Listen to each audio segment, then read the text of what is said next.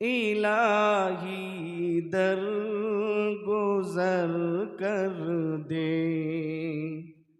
गुनाहों पर हूँ शर्मिंदा, इलाही दर गुजर कर दे। बड़ा मुजरिम हूँ मैं तेरा, इलाही दर गुजर कर दे। बड़ा मुजरिम हूँ मैं तेरा, इलाही दर गुजर कर दे। खता कोई नहीं छोड़ी, कभी सिया नहीं छोड़ा। खता कोई नहीं छोड़ी, कभी सिया नहीं छोड़ा।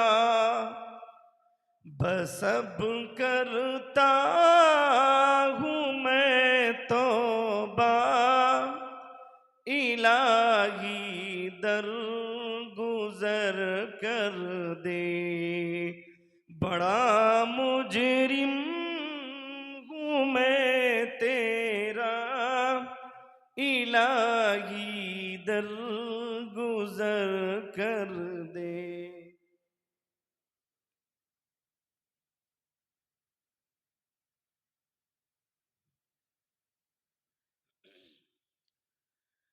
खिलौना हाथ का अपने बना रखा है शैतान ने। खिलौना हाथ का अपने बना रखा है शैतान ने। बना ले अपना तू बंदा, इलाही दर गुजर कर दे। बड़ा ले अपना तू बंदा, इलाही दर गुजर कर दे। और तेरे देने से ए मौला, तेरा तो कुछ न बिगड़ेगा। बताओ, अल्लाह का कुछ बिगड़ेगा? उनके खजाने में कोई कमी है? तेरे देने से ए मौला, तेरा तो कुछ न बिगड़ेगा, मगर बन जाएगा मेरा, इलाही दर गुजर कर दे। बड़ा मुजरिम हूँ मैं तेरा, इलाही दर गुजर कर दे।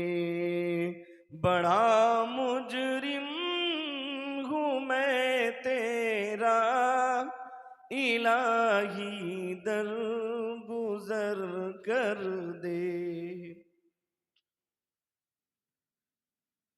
स्टेज पर तशरीफ फरमा मुअज़्ज़ज़ व मुअक्कर उलमाए किराम, सामने बैठे हुए सामेईन बातमकीन और पसे पर्दा बैठी मेरी माएँ और बहनें, अल्लाह रब्बुल इज़्ज़ति वल जलाल का बड़ा एहसान हुआ कि अल्लाह ने हमें और आपको एक बाबरकत मजलिस में बैठने की सआदत बख्शी। अल्लाह रब्बुल इज़्ज़ति वल जलाल ने अपने पाक कलाम में इरशाद फरमाते हैं, अल्लज़ीना यस्तमिऊना अल-क़ौला फ़यत्तबिऊना अहसनह, कि वो लोग जो दीन की महफिल में बैठते हैं, अच्छी नीयत से बैठते हैं, सुनने की नीयत से बैठते हैं और सुनने के बाद अमल करने की नीयत से बैठते हैं, तो प्यारे अल्लाह इरशाद फरमाते हैं, उलाइका अल्लज़ीना हदाहुमुल्लाह व उलाइका हुम उलुल अलबाब, कि ऐसे लोग अक्लमंद हैं और ऐसे लोगों को मैं हिदायत अता करता। मेरे भाई, बहुत ही बाबरकत मजलिस में हम और आप बैठे हैं। अभी मुझसे पहले आपके इलाके के मायनाज आलिम दीन,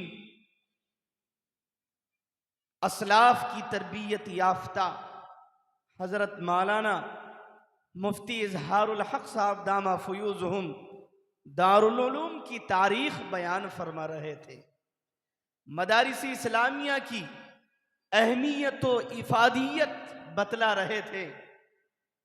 मैं उसी पर आपको एक बात बतलाते हुए अपनी बात का आगाज करूं कि दारुल उलूम की अहमियत क्या है, मदारिस इस्लामिया की फजीलत क्या है, इन उलमाए किराम जो तख्त नशी हैं, बोरियां नशी हैं, इनका मकाम क्या है। तो सहारनपुर, जो देवबंद का जिला है सहारनपुर, वहां के एक बड़े मियाँ थे। वो हर ईद के बाद एक जलसा किया करते थे और उस जलसे में बड़े बड़े उलमाए किराम को बुलाया करते थे। उनमें खासकर दारुल उलूम देवबंद के मोहतमीम हजरत मौलाना कारी तैयब साहब नव्वरल्लाहु मरकदा को जरूर बुलाया करते। वह हर जलसे में शिरकत किया करते थे। जब उस बड़े मियाँ का इंतकाल हुआ, जो जलसे किया करते थे, तदफीन हो गई, तो एक अल्लाह वाले ने उस बड़े मियाँ को ख्वाब में देखा कि जन्नत में टहल रहे हैं। तो उस बुजुर्ग आलिम दीन ने उस बड़े मियाँ से कहा कि बड़े मियाँ बतलाइए कि मगफिरत कैसे हो गई। तो बड़े मियाँ कहते हैं कि मैं जो हर साल ईद के बाद एक जलसा किया करता था, उस जलसे में जब मैं उलमाए किराम को बुलाया करता था, उन उलमाए किराम की बरकत से और खुसूसन उन उलमाए किराम में जो कारी तैयब साहब दारुल उलूम देवबंद के मोहतमीम, उनको बुलाया करता था। फरिश्तों ने कहा कि सुनो, कारी तैयब साहब के आने की वजह से बगैर हिसाबो किताब के तुम्हारी मगफिरत हो गई। कहिए सुभान अल्लाह। मेरे भाइयों, मेरे अजीजों, मेरे बुजुर्गों, पता ये चला कि आज की इस तारीख रात में हम और आप बैठे हैं। इस बैठने को यूं ही फजूल न समझे और यूं ना समझे कि हमारा बैठना बेकार हो जाएगा, हमारा बैठना जाये हो जाएगा। हरगिज नहीं, बल्कि मैं आपको बताऊं मेरे भाइयों, बैठने वालों को, ऐसी मजलिस में बैठने वालों के लिए दो फायदे हैं, एक दुनियावी फायदा और एक उखरवी फायदा। दुनियावी फायदा यह है कि जब अल्लाह के बंदे अपने आप की जिंदगी को बदलने की नीयत करता है तो अल्लाह ताला उसकी मदद करता है। अल्लाह ताला कुरान मजीद में इरशाद फरमाता है, इन्नल्लाह ला युगय्यिरु मा बिकौमिन हत्ता मा युगय्यिरु बिअनफुसिहिम, कि अल्लाह ताला उस कौम की हालत नहीं बदलते जो कौम अपनी हालत खुद बदलने का इरादा न करता। इससे ये बात समझ में आती है, ये नुक्ता समझ में आता है कि जो कौम अपने आप को बदलने का इरादा करती है, अल्लाह ताला की मदद भी उसी कौम को आती है।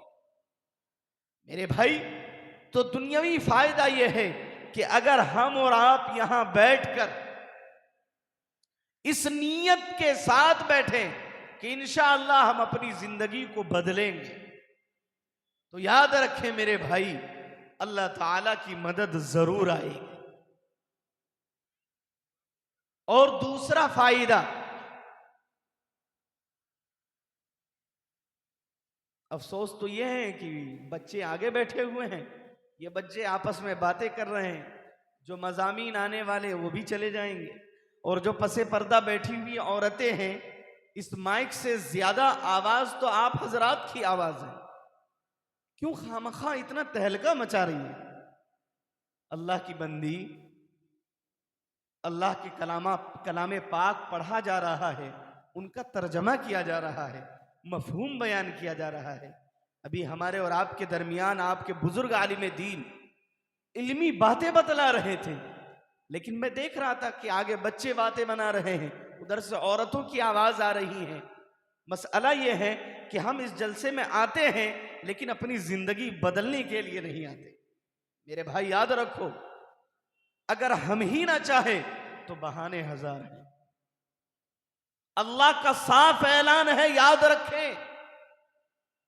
क्या बात है कि वो बद्र के मैदान में सिर्फ 313 हजारों को मात दिया करते थे, आज हम करोड़ों की तादाद में हैं। अफसोस, उसके बावजूद डर के मारे जिंदगी गुजर रही है। क्या वजह है मेरे नौजवानों? इसकी वजह साफ ये है कि आज अल्लाह के कलाम से ज्यादा हमारे नौजवान गानों से मोहब्बत करते हैं, फिल्मी दुनिया से मोहब्बत करते हैं। मेरी माओ और बहनों, मुझे कहना नहीं चाहिए, लेकिन मैं कह दूं, खुदा की कसम, हमारी माओ और बहनों की जिंदगी अजीरन हो चुकी है। अफसोस ये है कि एक मां ऐसी नहीं मिलती जो बच्चों की सही तरबियत करे। आज की माओ की हालत ऐसी हो गई है कि एक छोटा सा नन्हा बच्चा जिसकी जुबान अभी बोलने को तैयार नहीं, अभी सही से वो बच्चा मां का लफ्ज भी नहीं बोल पाता। अफसोस कि आज की माएं अपनी जिंदगी को खाली करने के लिए, टहलने के लिए, अपने आप को बर्बाद होने के लिए छोटे छोटे मासूम बच्चों को मोबाइल में गाना बजा करके यूं दे देती है ताकि उनके छोटे छोटे मासूम बच्चे भी बिगड़ जाए। क्या आज ये नहीं हो रहा? हर घर का यही हाल है। थोड़ा सा सालन बनाना है, मोबाइल में गाना लगा देती हैं और छोटे से बच्चों को। अफसोस, जिस बच्चे के बारे में 1400 साल पहले मेरे और आपके प्यारे आका ने यह पैगाम सुनाया था कि हाँ, ये मासूम बच्चे जिनको गुनाह का मतलब नहीं पता, जब ये मासूम बच्चे रात की तारीकी में उठकर अल्लाह को याद करता है, अपनी तोतली जुबान से अल्लाह अल्लाह करता है, मेरे भाइयों बुजुर्गों याद रखो, अर्शे मुअल्ला फट जाता है, आसमान चीरती हुई ये बच्चों की दुआएं अल्लाह के दरबार में पहुंचती है। और फिर वही बच्चे, यही मासूम बच्चे, जब मदरसे के बच्चे रात के वक्त तहज्जुद में उठते हैं, दुआएं करते हैं, खुदा की कसम प्यारे अल्लाह अर्शे मुअल्ला में उनके लिए बुजुर्गियत का, विलायत का फैसला सुना दिया करते हैं। लेकिन अफसोस, इन मदरसों के बच्चों की तरबियत ये उलमाए किराम करते हैं, इन मकातिबे दीनिया के बच्चों की तरबियत इन उलमाए किराम करते हैं। क्या आपको पता नहीं, वो मोहल्ले के बच्चे जो गालम गलूज करते हैं, कहीं झगड़ रहे हो, कहीं दूसरे को गाली दे रहे हो, कहीं दूसरे से लड़ झगड़ रहे हो, अफसोस वो बच्चे जिसकी जुबान तोतली है, अभी सही से वो मां का लफ्ज नहीं बोल पाता, लेकिन जब इन उलमाए किराम के पास वो बच्चा आता है, आपके हिदायतुल इस्लाम मदरसे में जब आता है, वही बच्चे कुरान के अल्फाज बोलते हैं। बिहम्दिल्लाह, अभी मैं कमरे में बैठकर सुन रहा था, एक बच्चे को बुलाया गया, 40 अहादीस उन बच्चों ने सुनाया। मेरे भाइयों, ये कम बड़ी बात नहीं है। याद रखें, इसी दरिया से उठती है वो मौजे तुंद जोला भी, इसी दरिया से उठती है वो मौजे तुंद जोला भी, नहंगों के नशेमन जिससे होता है तहोबाला। बज़ाहिर मालूम होते हैं ये छोटे मासूम बच्चे, ये मदरसे के पढ़े लिखे बेचारे, इन्हें क्या पता। मेरे भाइयों बुजुर्गों, तारीख उठाकर देख लो, और अगर मालूम नहीं तो उन अंग्रेजों की औलाद से जाकर पूछ लो। उन अंग्रेजों ने अपनी औलाद को यह नसीहत करके दुनिया से गया है कि सुनो, दुनिया की हर कौम से टकरा जाना, लेकिन सर पे टोपी रखने वाले, चेहरे पे दाढ़ी रखने वाले, जुब्बो दस्तार पहनने वाले इन उलमाए किराम से कभी मत टकराना, वरना पाश पाश होकर रह जाओगे। अंग्रेज ने अपनी औलादों को यह नसीहत करके गया है। मेरे भाइयों,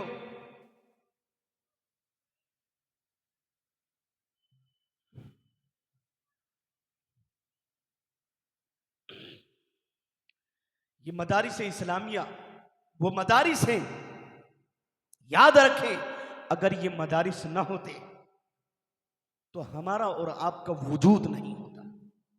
ये मदारिस ना होते हम नमाज से वाकिफ ना होते, ये मदारिस ना होते हमें रोजे को पता नहीं चलता, ये मदारिस ना होते ज़कात का पता नहीं चलता, सदका व खैरात का पता नहीं चलता।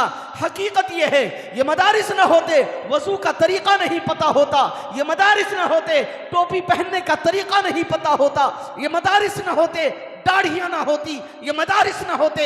हकीकत ये है, अगर ये मदारिस ना होते हिंदुस्तान में इस्लाम की बका नहीं हो सकती। अगर ये मदारिस इस्लामिया नहीं होते, याद रखें मेरे भाई, हम और आप मुसलमान नहीं होते।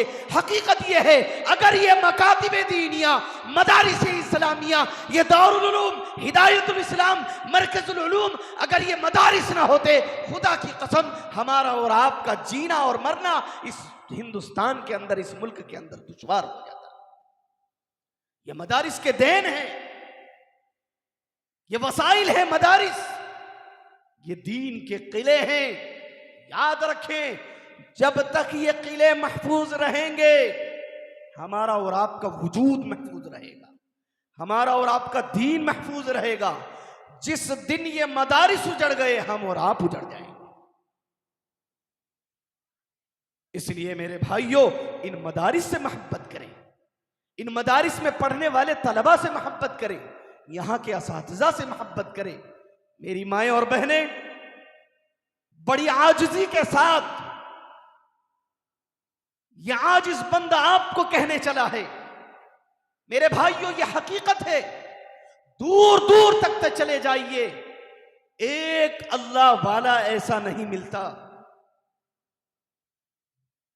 कि जो दुआ कर दे और हालात साजगार हो जाए।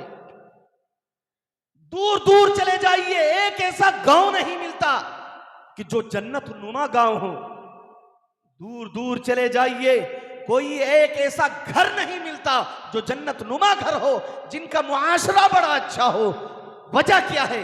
वजह सिर्फ यह है कि आज हमारी माओ और बहनों की तमन्नाएं गंदी हो गई, बद से बदकार हो गई। मेरे भाई, अभी आज ही सुबह को मेरे पास मेरे एक दोस्त ने, जो रिसर्च में लगे हुए हैं, एक टीम है हमारे उलमाए किराम की जो ये रिसर्च कर रहे हैं कि आखिर हिंदुस्तान के हालात क्या हैं, हिंदुस्तान में हो क्या रहा है।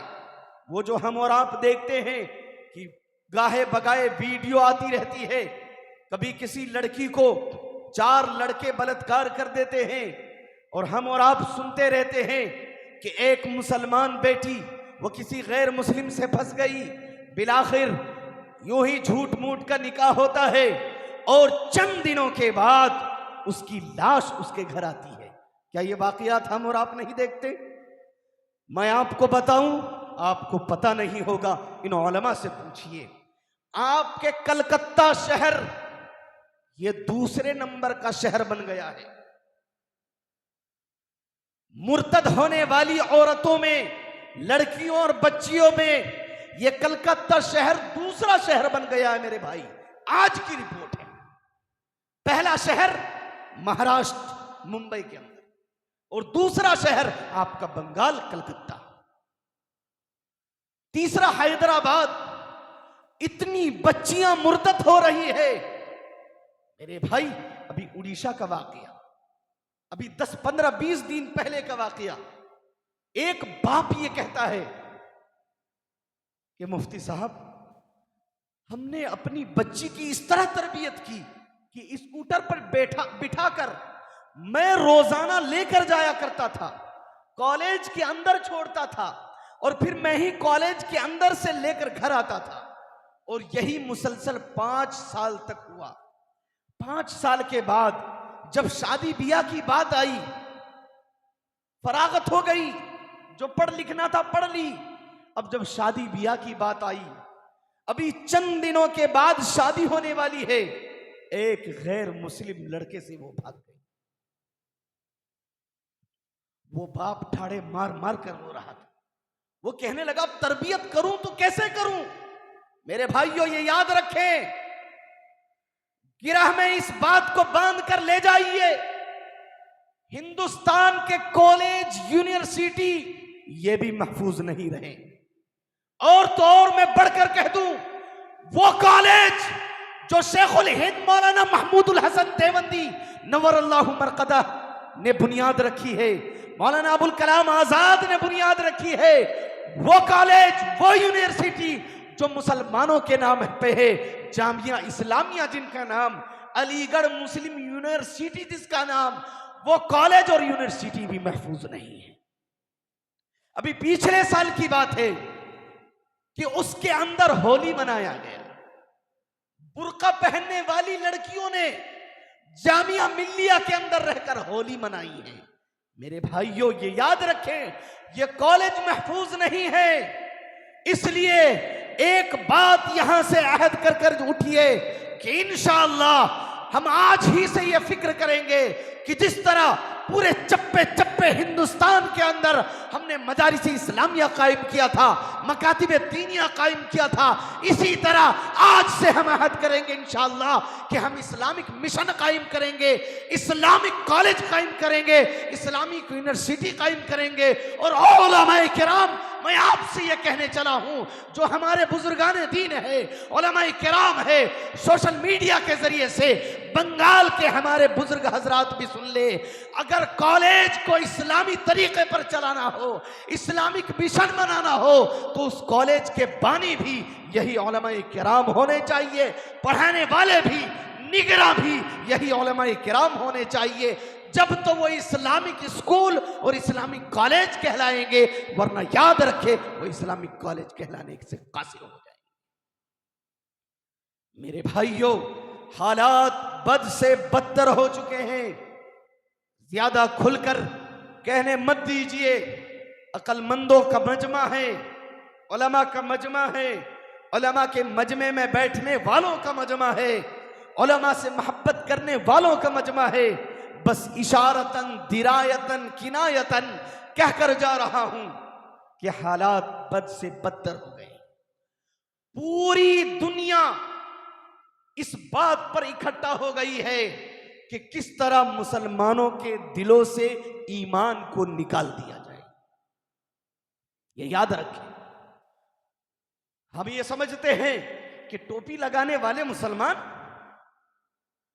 हम ये समझते हैं दाढ़ी रखने वाले मुसलमान हैं, हम ये समझते हैं अच्छे बयान करने वाले मुसलमान हैं। तो यूट्यूब खोलकर देख लीजिए, ऐसे ऐसे मक्कार आलिम आपको मिलेंगे जो आपके ईमान का सौदा कर रहे होंगे। इसलिए मेरे नौजवानों, यूट्यूब के उलमा पर भरोसा ना करें, आप अपने इलाके के उलमा के पास आए।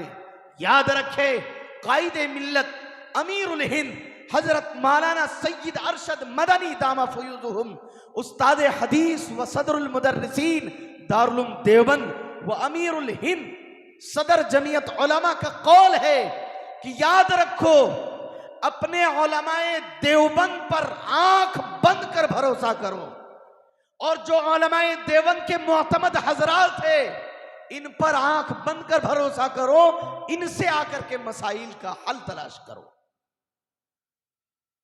अगर आप इन उलमाए किराम को छोड़ देंगे, इन मदारिस से रिश्ता तोड़ देंगे, तो याद रखें, बाज अहबाब आपको ऐसे लगेंगे, जुब्बो दस्तार पहनने वाले, चेहरे पे दाढ़ी सजाने वाले, टोपी रखने वाले, हर वक्त नमाज नमाज नमाज की बात करेंगे। आपको ऐसा महसूस होगा, इससे बड़ा नमाजी कोई नहीं, इससे बड़ा ईमान वाला कोई नहीं। लेकिन मेरे भाई याद रखे, उससे बड़ा धोखेबाज कोई नहीं। अल्लाह के नबी का फरमान है कि एक वक्त ऐसा आएगा कि सुबह को ईमान वाले होंगे, शाम को ईमान निकल जाएगा, शाम को ईमान में दाखिल होंगे, सुबह को ईमान का जनाजा निकल जाएगा। मेरे भाई ये दौर आ चुका है, सारी दुनिया इकट्ठा हो गई है कि किसी तरह मुसलमानों के दिल से ईमान का जनाजा उठाया जाए। और मैं ये कहने चला था कि आज हमारे नौजवान वो उलमा से कट रहे हैं। गांव में ऐसे नौजवान नहीं मिलेंगे जो उलमा से मोहब्बत करने वाले हों, उलमा से दोस्ती करने वाले हों, बल्कि साल में एक मर्तबा वो उलमा से बात करते हैं, कोई एक दो मसला मसाइल पूछ लेते हैं। मेरे भाई नहीं, मेरे नौजवानों, मेरे जिगर के टुकड़ों, हकीकत यह है, मैं आपसे बेइंतहा मोहब्बत करता हूं। इस उम्मत के नौजवान हमारा सरमाया है। ये उलमा आपसे बेइंतहा मोहब्बत करते हैं, हम आपके ईमान की फिक्र करते हैं, आपके वजूद का मसाला है। अगर आपके सीने में ईमान नहीं, याद रखे आपका दुनिया में कोई वजूद नहीं है। इसलिए कि जन्नत का मसाला, अल्लाह की रजा का मसाला, अल्लाह के खुश होने का मसाला, वो दरअसल कल्ब में ईमान होने की वजह से है। अगर ईमान है तो वो जन्नती है। आमाल तो असबाबे दरजात है, तरक्की दरजात के असबाब हैं। याद रखें, सीने में सबसे पहले ईमान पलना चाहिए। मेरे भाई, मेरे नौजवानों, बड़ी आजिज़ी के साथ ये कहने चला हूं कि आज के नौजवान ये उलमा से दूर हो रहे हैं, मोबाइलों के करीब हो रहे हैं और इस तरह गानों में मस्त हो जाते हैं। फिल्मी दुनिया, फिल्मी एक्टर से इस तरह मोहब्बत करने वाले हैं। अफसोस और नौजवानों, क्या आपको पता नहीं 1400 साल पहले आपके प्यारे हबीब जनाब मोहम्मदुर रसूलुल्लाह सल्लल्लाहु अलैहि वसल्लम हजरत अब्दुल्ला इब्न उमर के साथ कहीं तशरीफ ले जा रहे हैं। अबू दाऊद शरीफ की हदीस है, आका फरमाते हैं, हजरत अब्दुल्ला इब्न उमर रजी अल्लाह ताला रावी है, हजरत अब्दुल्ला फरमाते हैं कि आका के सामने सारंग की आवाज आती है। आका अपनी उंगलियों को कान में कर लेते हैं, इस कदर जोर से कर लेते हैं। उसके बाद चंद मिनट के बाद हजरत अब्दुल्ला से कहते हैं, ए अब्दुल्ला बताओ तो सही, क्या सारंग की आवाज खत्म हो गई, ये गाने की आवाज खत्म हो गई? अब्दुल्ला कहते हैं, प्यारे हबीब, हाँ हाँ आवाज खत्म हो गई। आका अपनी कान से उंगलियां निकालते हैं और ये कहते हैं, ए अब्दुल्ला मेरी उम्मत को यह पैगाम दे देना कि तेरे नबी के लिए गाना बजाना, गाना सुनना हराम है, लिहाजा तुम्हारे लिए भी गाना सुनना और बजाना हराम है। अफसोस आज नौजवान गाने के इश्क में लग गए, फिल्म एक्टर के इश्क में लग गए।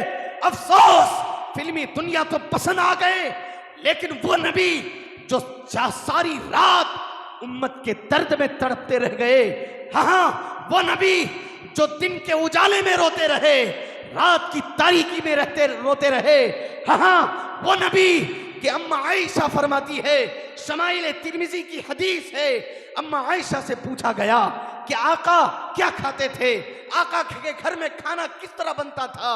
अम्मी आयशा कहा करती है कि सुनो, महीनों हो जाया करता था आका के घर में चूल्हा तक नहीं जलता था।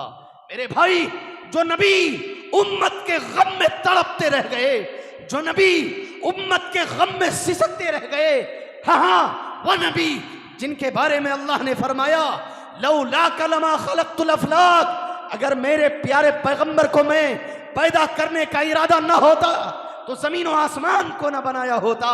इसी के बारे में अल्लामा इकबाल सुहेल आज़मी ने क्या ही खूब कहा है कि किताब फितरत के सरवरक पे जो नाम अहमद रकम न होता, किताब फितरत के सरवरक पे जो नाम अहमद रकम न होता, तो नक्श हस्ती उभर न सकता, वजूद लोहो कलम न होता, ये महफिले कुन फका न होती, जो वो इमामे उमम न होता, जमीन न होती, फलक न होता, अरब न होता, अजम न होता। गर्ज ये कि अगर हमारे और आपके पाक पैगंबर न होते तो कायनात का जर्रा जर्रा न होता। मेरे भाई, जिस नबी ने आखिरी वक्त भी यही कहा हो, उम्मती उम्मती, और कल क़यामत के मैदान आखिरी वक्त जब दीदार होगा उस वक्त भी आका कहेंगे या रब्बी उम्मती उम्मती। ओ नौजवान हो, अफसोस तुमने उस आका को भुला दिया, तुमने उस आका के फरमान को भुला दिया, तुमने उस आका की सुन्नत को छोड़ दिया। मेरे नौजवानों, आओ हम सब अहद करते हैं कि इंशाअल्लाह मरेंगे तो आका की सुन्नत पर, जिएंगे तो इंशाअल्लाह आका की सुन्नत पर जिएंगे। मेरे नौजवानों, आज क्या वजह है, आज नौजवान आशिक मिजाज क्यों हो रहे हैं, आज हमारी बच्चियां मुर्तद क्यों हो रही है?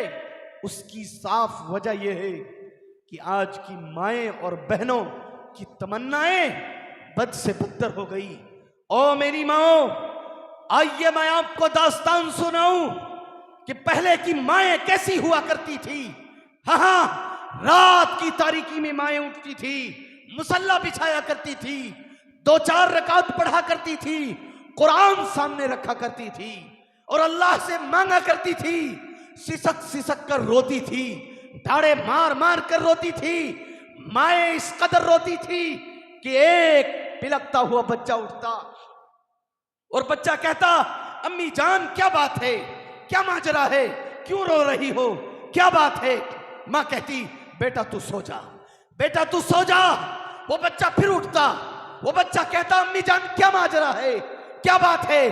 क्या नाना जान की तबीयत खराब है, क्या बाप का एक्सीडेंट हो गया है, क्या दादा जान की तबीयत खराब है, क्या बात है, अम्मी आप क्यों रो रही है? तो उस वक्त की माएं ये कहा करती थी कि सो जा बेटा सो जा, मुझे रूठे रब को मनाना है, मुझे रूठे रब को मनाना है। बेटा तू सो जा, तू सोएगा, मैं तेरे लिए आज की रात की तारीकी में तेरे लिए अल्लाह से विलायत मांगूंगी।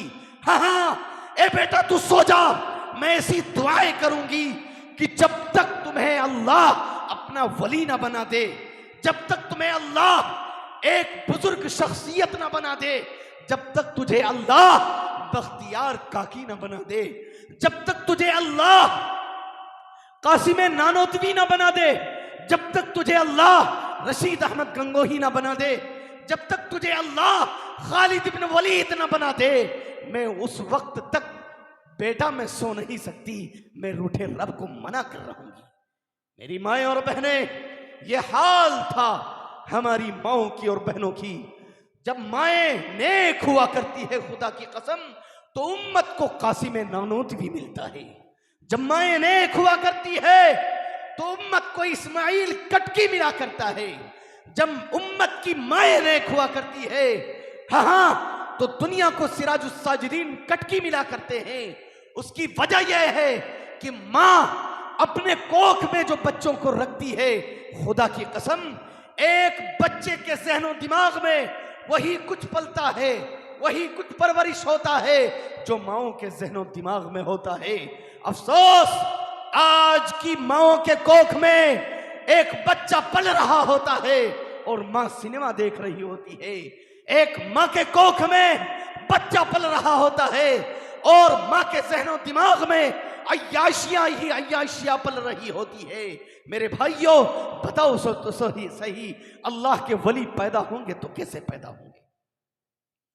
इसलिए मेरी माओ और बहनों, आज भी आपके बंगाल की सरजमीन में मैं ये दावा करने चला हूं, दावे के साथ कहता हूं, खुदा की कसम, अल्लाह वही है जो हजरत मूसा का अल्लाह, वही अल्लाह आज भी है जो हजरत मूसा को फिरौन जैसी जालिम ताकत से नजात दी, वही अल्लाह आज भी है।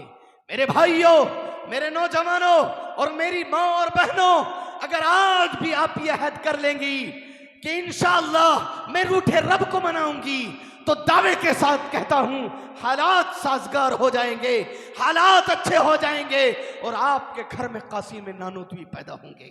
रशीद अहमद गंगोही पैदा होंगे, हुसैन अहमद मदनी पैदा होंगे, शेखुल हिंद महमूदुल हसन देवबंदी पैदा होंगे, बशर्ते कि आप अपने बच्चों को अच्छी तालीम दे, आप अपने बच्चों की अच्छी तरबियत करें, आप अपने बच्चों को इन उलमाए किराम के आगोश में भेजे। हाँ, ये उलमाए किराम के आगोश, वो आगोश ये है कि हाँ, जो बच्चा आता है वक्त का वली बनता है। एक पत्थर की भी तकदीर बदल सकती है, एक पत्थर की भी तकदीर बदल सकती है, शर्त यह है कि करीने से तराशा जाए। मेरी माएं और बहनें, औलाद की तरबियत किस तरह करनी चाहिए, आइए मैं आपको बताऊं। सबसे पहला काम, माँ बाप ये अहद करें कि हम 2 काम करेंगे, इंशाअल्लाह हमारी बच्चियां मुर्तद नहीं होगी। हाँ, हमारी बच्चियां शेरनी बनकर उभरेंगी, हमारी बच्चियां राबिया बसरिया बनकर निकलेंगी, हमारी बच्चियां कनीज़े फातिमा और कनीज़े आयशा बनकर निकलेगी, हमारी बच्चियां मिसले उम्मे कुलसूम होगी, मिसले सुमैया होगी, बशर्ते की 2 चीज गिरह बांध कर ले जाइए। अगर वालिदैन, माँ और बाप 2 चीज ठान ले कि हम 2 चीजों पर अमल करेंगे, इंशाअल्लाह हमारे बच्चों और बच्चियों के ईमान और उनकी नस्लों के ईमान महफूज रहेगा।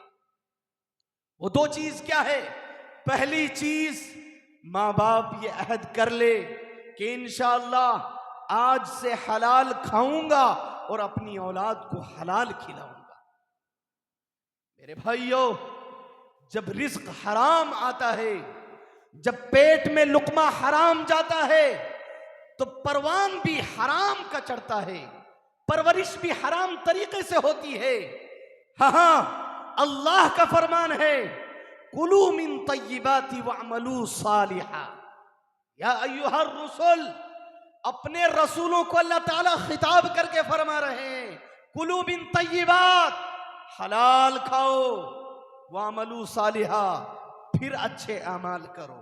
पता ये चला कि अगर रिज्क हलाल नहीं होगा तो याद रखें, हज भी बेकार, नमाजें भी बेकार, रोजे भी बेकार, ज़कात भी बेकार, गर्ज ये कि दुनिया के सारे आमाल बेकार हैं। अगर रिज्क हलाल ना हो तो सारे आमाल पट हैं। इसलिए पहला अहद करें कि इंशाअल्लाह हलाल खाएंगे और अपनी औलाद को हलाल खिलाएंगे इंशाअल्लाह। कौन कौन हाथ उठाइए जरा, इंशाअल्लाह। मेरे भाइयों, अल्लाह का फरमान है, अहल्लल्लाहुल बैअ व हर्रमर रिबा, बै को अल्लाह ताला ने हलाल करार दिया है और रिबा यानी सूद को, बैंक में जो सूद लेते हैं, इस सूद को अल्लाह ताला ने हराम करार दिया है। और जो अल्लाह का नहीं मानेगा, जो अल्लाह की बात पर अमल नहीं करेगा, याद रखे उसकी दुनिया भी तबाह और आखिरत भी तबाह। इसलिए पहला काम कि हलाल खाएंगे और हलाल खिलाएंगे। इस पर सहाबाए किराम बड़ा अमल करते थे। मेरे जहन में अचानक एक सहाबी का वाक़या आ गया जो मैं अक्सर बयान करता हूं।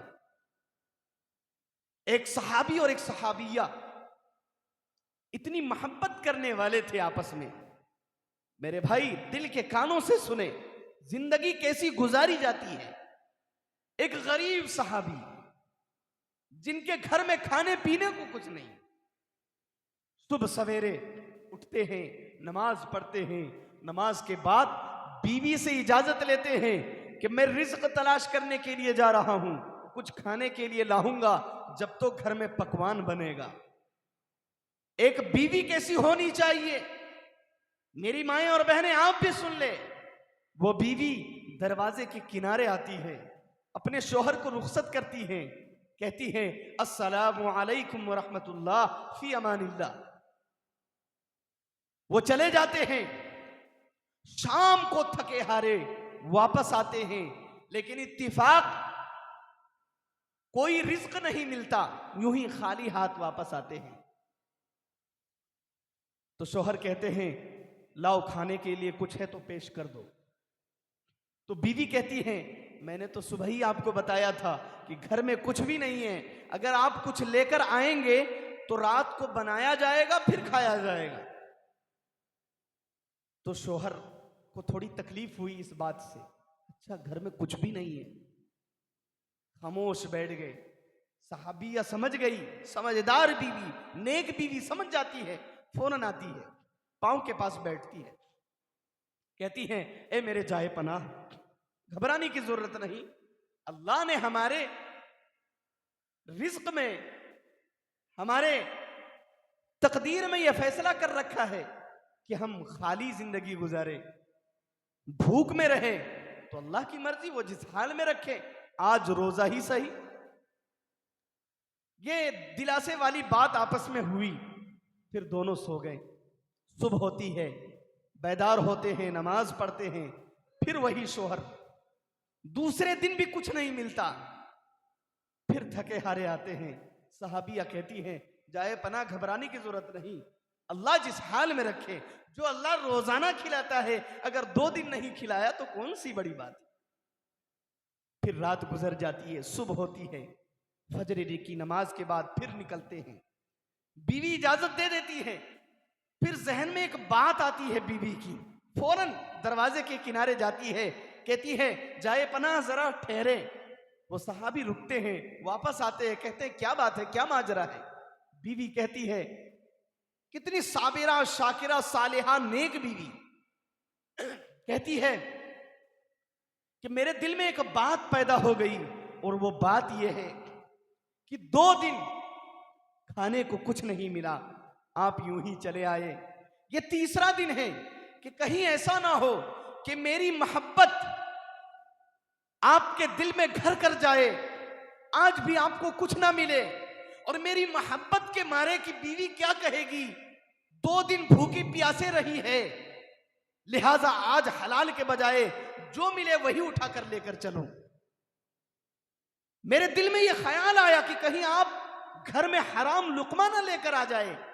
वो बीवी कहती है सुने जाए पना, 2 दिन आप खाली हाथ आए थे, तीसरे दिन अगर कोई रिज्क ना मिले, आप तीसरे दिन बगैर रिज्क के आ जाए, हम यूं ही जिंदगी गुजार लेंगे, लेकिन अपने कोख में पलने वाले बच्चे को हराम रिज्क नहीं खिला सकते।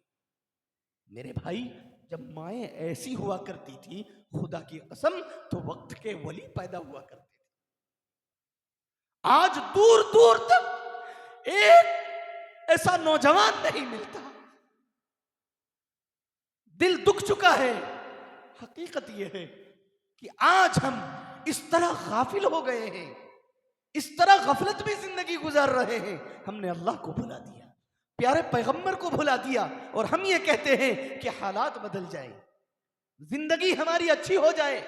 मेरे भाई अफसोस, हम हराम खाए, अल्लाह के खिलाफ जिंदगी गुजारे, नबी की सुन्नत को छोड़कर हम जिंदगी गुजारे,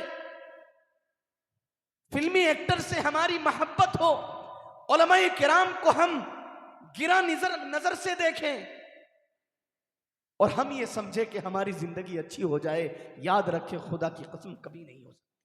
आइए हालात बदलने हो, घर का मुआशरा बदलना हो, अपने घर को जन्नत नुमा घर बनाने हो, तो एक मिसाल से आप समझिए। आपने कुतुबुद्दीन बख्तियार काकी रहमतुल्लाह अलैह का नाम सुना है? नहीं सुना? सुने हैं, माशाल्लाह, उलमा सुने हैं। अब मैं आपको बता, कुतुब मीनार तो सुने होंगे, अब सब सुने। दिल्ली में कुतुब मीनार है, देखे नहीं? कुतुब मीनार वो कुतुबुद्दीन बख्तियार काकी रहमतुल्लाह अलैह के नाम से है।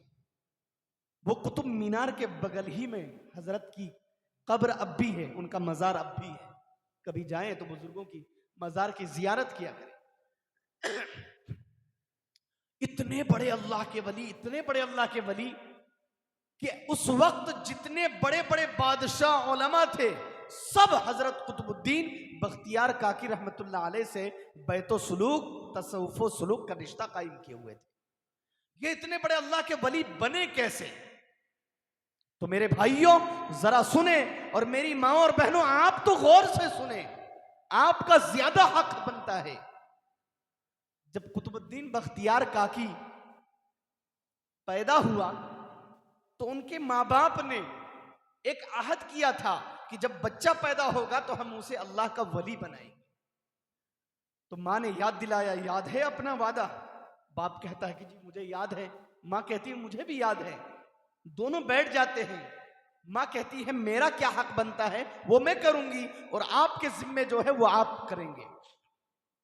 बाप कहता है मेरे जिम्मे ये है कि मैं हलाल रिज्क लाऊं और तुम्हें दूं और तुम हलाल रिज्क घर में मेरे बच्चों को खिलाओ। माँ कहती है मेरी तरबियत की जिम्मेदारी यही है कि मैं हलाल पकवान खिलाऊं और घर में गाहे बगाए बच्चे की तरबियत करूं। बाप रिज्क हलाल तलाश करने के लिए चले गए। मां ने उस बच्चे को मकतब में दाखिला कराया। पता यह चला बच्चों की तरबियत की पहली सीढ़ी और पहला जीना वो मकतब और मदरसे। कोई एक अल्लाह का वली आप मुझे नाम बता दीजिए कि जो वो मदरसा और मकतब और उलमा के पास न पहुंचे हो और वो अल्लाह के वली बन गए हो। कोई एक भी वली आप नाम ले ही नहीं सकते। तमाम सहाबाई किराम ये सब मदरसे के पढ़े हुए हैं। और मैं आपको कह दूं जनाब मुहम्मदुर रसूलुल्लाह सल्लल्लाहु अलैहि वसल्लम हमारे और आपके महबूब भी मदरसे के पढ़े हुए हैं। उस मदरसे का नाम गारे हिरा और उस मदरसे के मुअल्लिम बिलवास्ता हजरत जिब्रील अलैहिस्सलातु वस्सलाम, वरना हकीकतन मुअल्लिम तो अल्लाह है। तो हुजूर भी मदरसे के पढ़े। मेरे भाई याद रखें पहला जीना मदरसा और मकतब है। चुनांच कुतुबुद्दीन बख्तियार काकी की मां ने मदरसे में दाखिला कराया। मां तो आ गई। मां जहन में सोचने लगी बच्चा तो मकतब में जाएगा, वहां तो असातिज़ा तरबियत करेंगे, लेकिन जब बच्चा घर आएगा तो मेरे जिम्मे भी लाजिम है कि मैं भी कुछ तरबियत करूं। तो मां ने क्या तरबियत की है जरा गौर से सुने। बच्चा मकतब से आया। मां कहती है बेटा मुसल्ला बिछाओ। मुसल्ला बिछाता है। मां कहती है बेटा खाना कौन देता है पता है? तो बच्चा कहता है अम्मी जान हमेशा तो आप ही से लिया हूं, मुझे क्या पता। मां कहती है बेटा खाना अल्लाह देता है, अल्लाह से मांगना पड़ता है। तुम जब तक छोटे थे तो हम मांगते थे, तुम्हारे अब्बू मांगते थे, अब तुम बड़े हो गए हो, अब तुम अपना खाना खुद मांगो। अम्मी जान खाना मांगने का तरीका क्या है? बेटा तरीका यह है कि मुसल्ला बिछाना, 2 रकात नमाज पढ़ना, अल्लाह से मांगना, खाना मिल जाएगा। मुसल्ला बिछा लिया, बच्चा 2 रकात नमाज पढ़ी, दुआ मांगने लगे। माँ इधर जल्दी से खाना तैयार कर दिया और पलंग के तख्त के नीचे खाना रख दिया। बच्चा उठता है। माँ कहती है बेटा खाना कहीं ना कहीं रहेगा घर में, जरा तलाश करो। अब बच्चा इधर उधर, बिलाखिर तख्त के नीचे खाना मिला। हाँ अम्मी जान आपने बिल्कुल सही कहा, खाना खिलाने वाली जात अल्लाह। जहन और दिमाग में यह बात पैदा हो गई कि खाना खिलाने वाली जात अल्लाह। दूसरे दिन फिर वही माजरा। माँ कहती है बेटा खाना कौन देगा? अल्लाह देगा। कैसे? मुसल्ला में बिछा कर। मुसल्ला बिछाया, फिर नमाज पढ़ी, फिर अल्लाह से मांगने लगी। कभी इस कमरे में, कभी इधर, कभी उधर माँ खाना रख दिया करती थी। एक दिन ऐसा हुआ माँ भूली बेचारी पड़ोसन के यहां चली गई। जिस तरह आजकल की औरतें भी घर दूसरे के घर जाती है, वो बेचारी औरत, वो बेचारी माँ दूसरे के घर पहुंच गई। कुतुबुद्दीन बख्तियार काकी के आने का वक्त हो गया मदरसे से। माँ के जहन में आया हाय अल्लाह मेरे बच्चे की तरबियत का मसला है, अब क्या होगा। बिल्कुल कराह कर उठी। तो पड़ोसन जो थी वो कहने लगी भाई क्या हो गया? अचानक सी कराहने लगी। तो कुतुबुद्दीन बख्तियार काकी की मां कहती है कि अभी मेरे बच्चे की तरबियत का जमाना है, मैं उसकी तरबियत कर रही हूं और मेरे बच्चे की तरबियत यह है कि वो मदरसे से आएंगे, मैं मुसल्ला बिछाऊंगी, मैं खाना बना के इधर उधर कहीं रख देती हूँ, फिर वो अल्लाह से मांगते हैं, फिर खाना तलाश करते हैं। उसके ज़हनो दिमाग में यही है कि अल्लाह खाना देता है, आज मैं नहीं हूं, अल्लाह आज उसे खाना नहीं मिलेगा, तो उसके जहनो दिमाग में ये बात आएगी कि माँ झूठ बोलती थी, खाना खिलाने वाली जात अल्लाह नहीं बल्कि माँ खिलाया करती थी।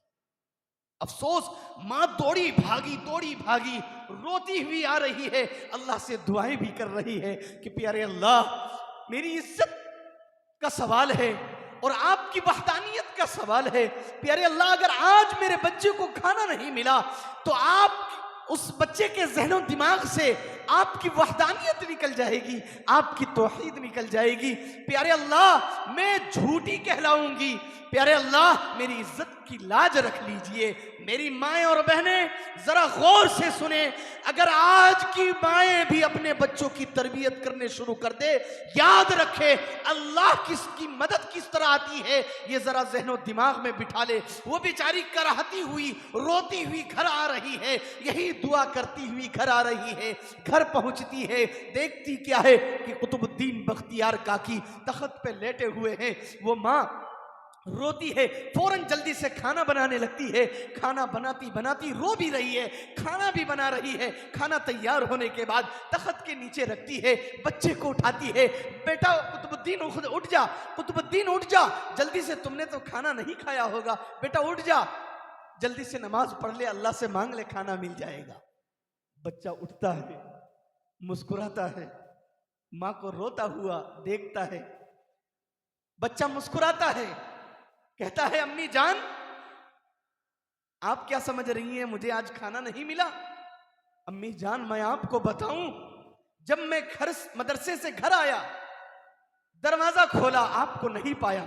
यकीनन मैंने दिल में तन्हाई महसूस किया, लेकिन आपने जो सबक सिखाया था उसी तरह मैंने मुसल्ला बिछाया। मुसल्ला बिछाकर 2 रकात नमाज पढ़ी। नमाज पढ़ने के बाद मैंने अल्लाह से मांगी, अम्मी जान, आज अल्लाह ने ऐसा खाना खिलाया, खुदा की कसम आज तक मैंने ऐसा खाना खाया ही नहीं था। मेरे भाइयों, मेरे बुजुर्गों, मेरी माओ और बहनों, हकीकत यह है कि अगर आज हम अल्लाह से सही माना में मांगे, हकीकत यह है हमारे घर में फरिश्ता नुमा इंसान पैदा होगा। ज्यादा मेहनत करने की जरूरत नहीं है। इस्लाम तलवार की जोर से नहीं फैला, ना इस्लाम बंदूक से फैल सकता है, बल्कि इस्लाम हमारे और आपके कैरेक्टर से फैलेगा। आपने नाम सुना होगा ख्वाजा अजमेरी रहमतुल्लाह अलैह का। मेरे भाइयों, हकीकत यह है हमने कुरान को छोड़ दिया, हमने कुरान को सही से पढ़ा नहीं, कुरान को समझा नहीं, हुजूर की सीरत पढ़ा नहीं, हुजूर की सीरत को जाना नहीं। वरना अगर आज भी हम नबी की सुन्नत के मुताबिक जिंदगी गुजार ले, ज्यादा मेहनत करने की जरूरत नहीं है। यह हमारे किरदार देखकर इस्लाम में दाखिल हो जाए। ख्वाजा मोइनुद्दीन चिश्ती रहमतुल्लाह अलैह, इतने बड़े अल्लाह के वली, जब दिल्ली से अजमेर चले हैं, सैकड़ों लोगों ने उनको देखकर इस्लाम कबूल कर लिया। सिर्फ देखकर इस्लाम कबूल कर लिया। क्या चेहरा था, क्या किरदार था, क्या अखलाक था। हकीकत यह है, वो जब चलते थे तो ये कहना पड़ता था कि देखो कुरान चल रहा है, देखो नबी की हदीस चल रही है। आज अगर हमसे पूछा जाए इस्लाम कहते कि किसे हैं, तो हम कुरान लाएंगे, पढ़कर बताएंगे, हदीस लाएंगे, पढ़कर बताएंगे, कहेंगे, कहना पड़ता है कि मुसलमान नाम है ऐसे शख्स का। लेकिन हमारे असलाफ की यादें देखें, जब वो चलते थे तो लोग ये कहा करते थे, देखो इस्लाम जा रहा है, देखो कुरान जा रहा है, देखो अल्लाह के बंदे जा रहे हैं। वही ख्वाजा मोइनुद्दीन दिल्ली से अजमेर चले हैं, सैकड़ों लोगों ने उनको देखकर इस्लाम कबूल कर लिया। और जब अजमेर पहुंचे हैं, तबलीग किस तरह किया करते थे, जरा गौर से सुने। मेरे भाइयों बुजुर्गों, अजमेर पहुंचते हैं, पड़ाव डालते हैं, अपने मुरीदीन से कहते हैं कि खाना बनाया जाए, अड़ोस पड़ोस को दावत दिया जाए। उस वक्त सारा महल्ले के महल्ले, गांव के गांव, सारे के सारे बिरादराने वतन के सारे गैर मुस्लिम भाई। लेकिन अखलाक की बदौलत ख्वाजा मोइनुद्दीन ने क्या किरदार अदा किया है। खाना बन जाता है, दस्तरखान लगता है, महल्ले वाले सारे आ जाते हैं। ख्वाजा मालूम करते हैं क्या क्या सारे खाना खा लिए? तो एक साहब खड़े होते हैं, कहते हैं कि जी फला एक साहब वो नहीं आए हैं अब तक। ख्वाजा मोइनुद्दीन कहते हैं कि जाओ भाई उन्हें बुला कर लाओ। उन्हें बुलाया जाता है लेकिन वो आते नहीं, ख्वाजा खुद जाते हैं।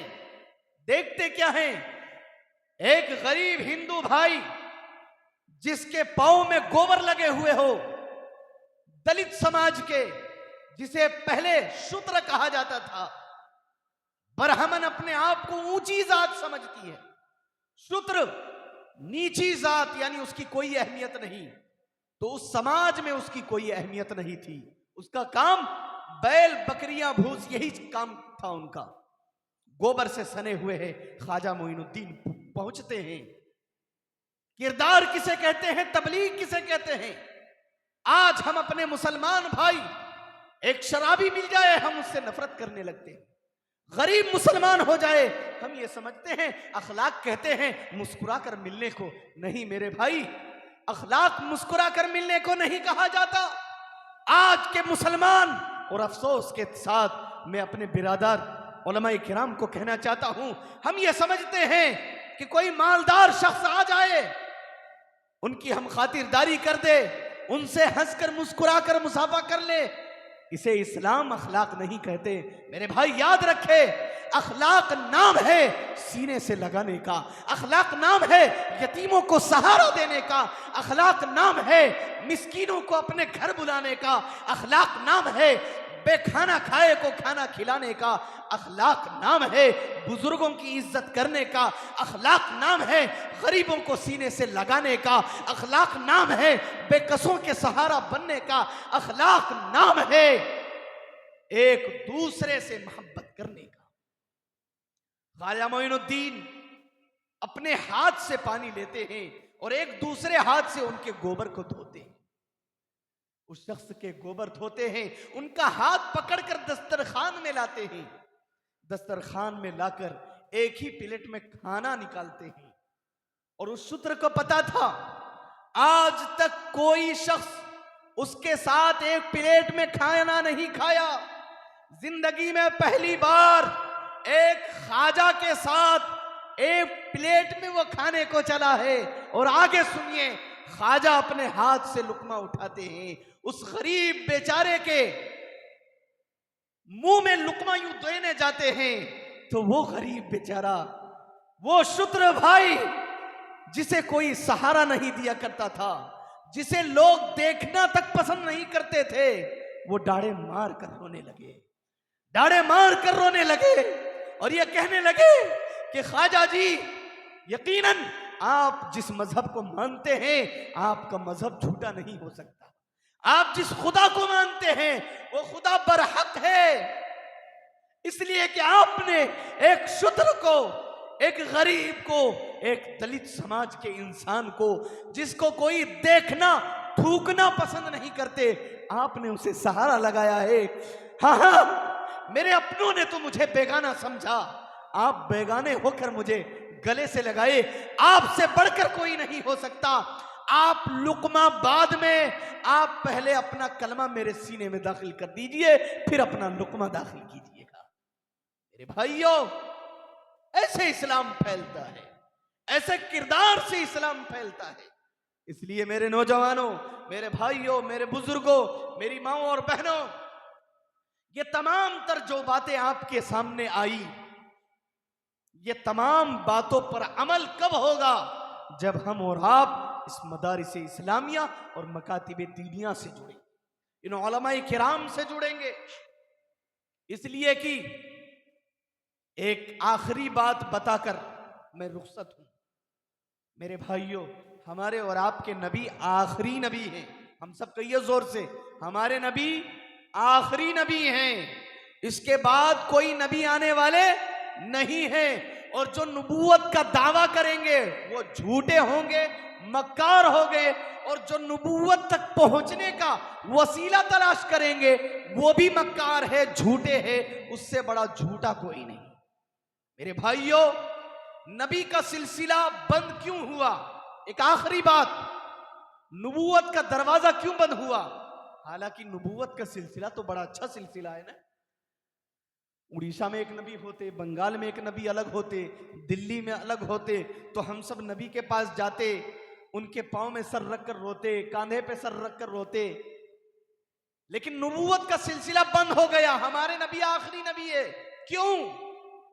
उसकी वजह जहन में रखे, इसलिए कि जितने अंबिया आए उनका दीन मुकम्मल नहीं हुआ, इसलिए दीन को मुकम्मल करने के लिए, दीन को आम और शाये करने के लिए अल्लाह ने अंबिया को भेजता रहा।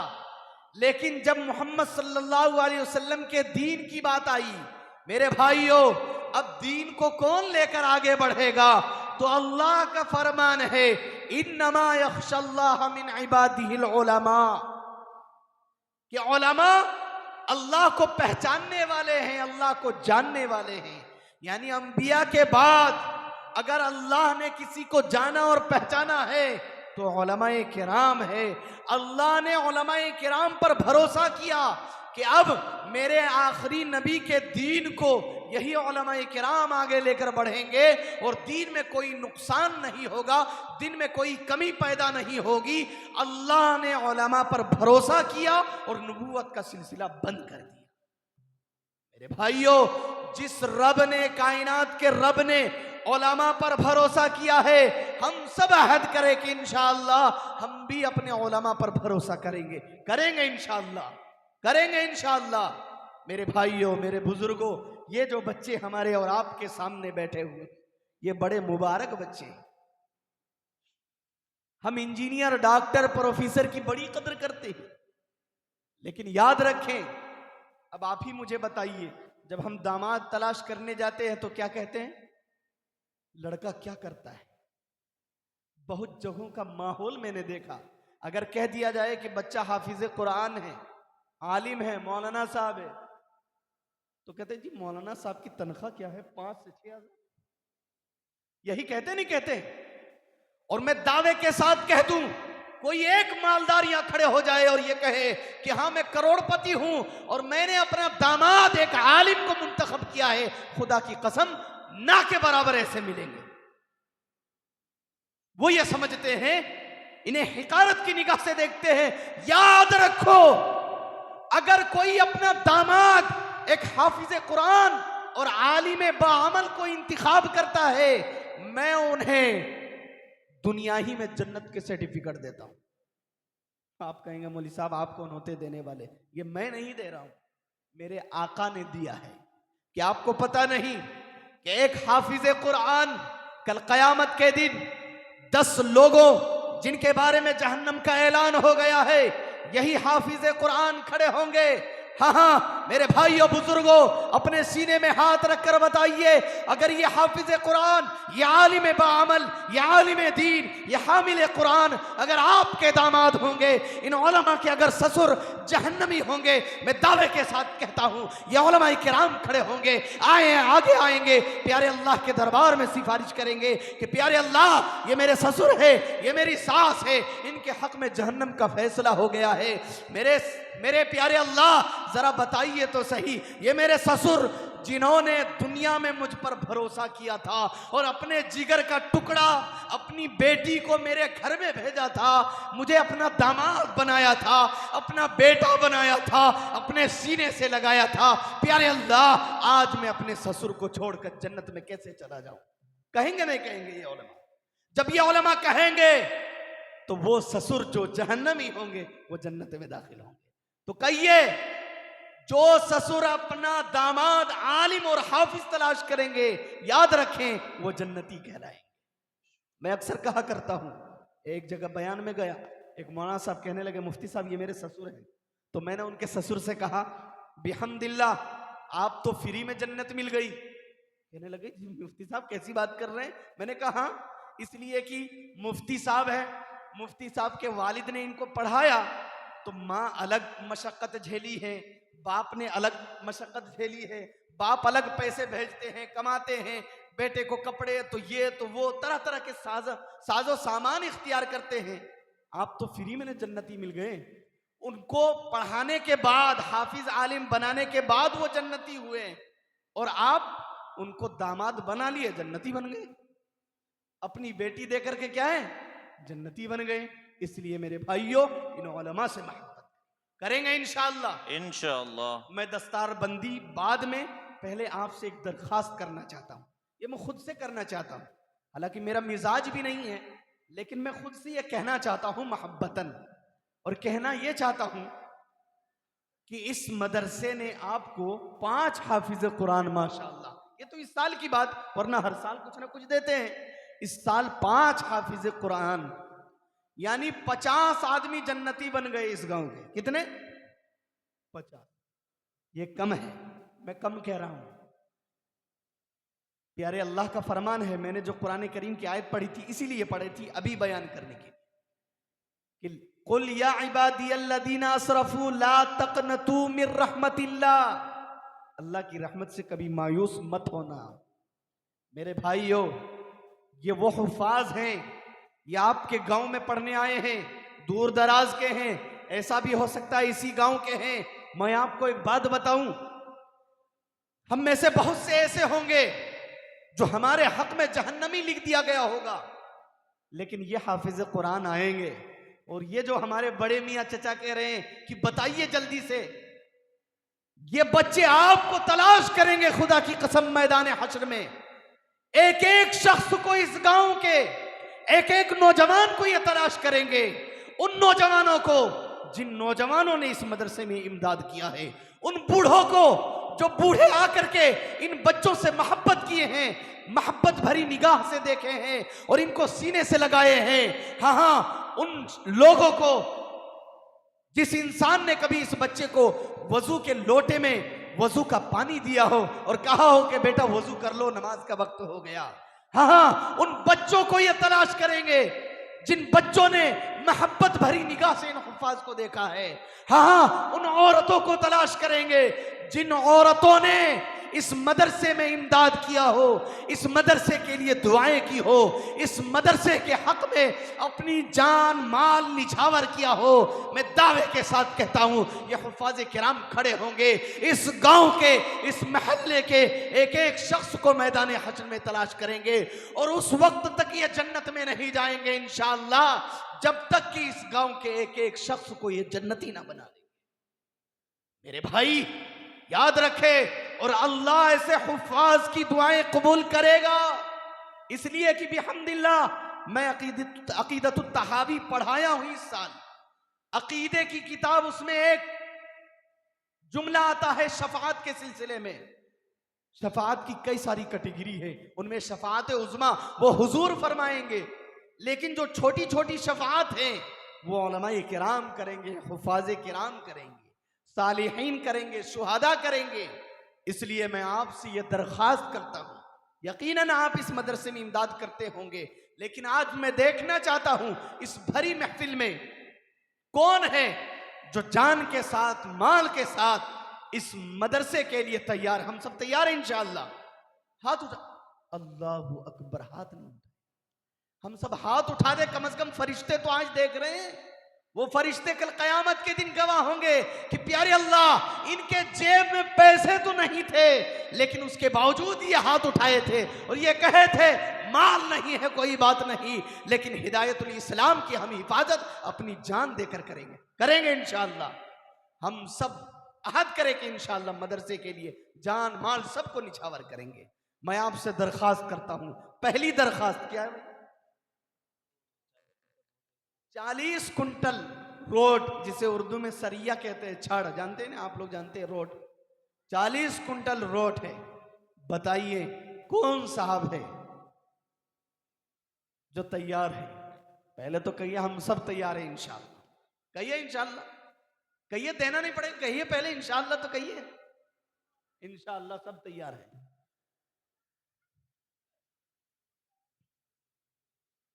अगर एक एक कुंटल कर लें, जो जितना ले सके, खड़े हो जाइए, लिख लीजिए, बताइए अपने एतबार से, सहूलत के एतबार से, जिनको जितनी हैसियत हो। याद रखें, आप 1 रुपए भी अल्लाह की राह में खर्च करेंगे